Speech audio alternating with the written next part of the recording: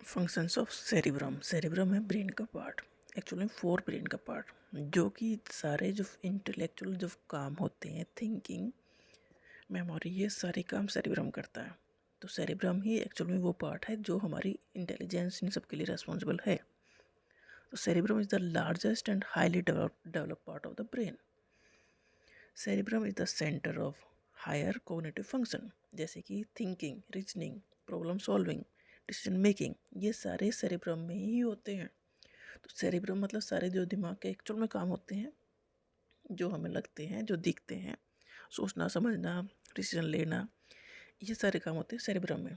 Cerebrum है brain के अगले हिस्से का, मतलब 4 ब्रेन का पार्ट है। Cerebrum receive and process information from the environment. बाहर, इन्वायरमेंट मतलब बाहर से जो भी इन्फॉर्मेशन आ रही है उसे रिसीव कर रहा है और उसे प्रोसेस कर रहा है कि हो क्या रहा है, क्योंकि उसे डिसीजन लेना है। Cerebrum is the crucial for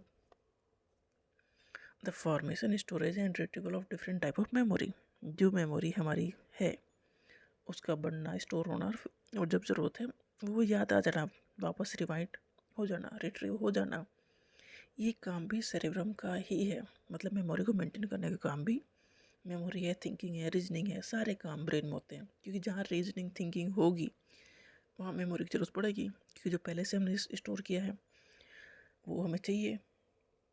cerebrum is also involve in emotional processing.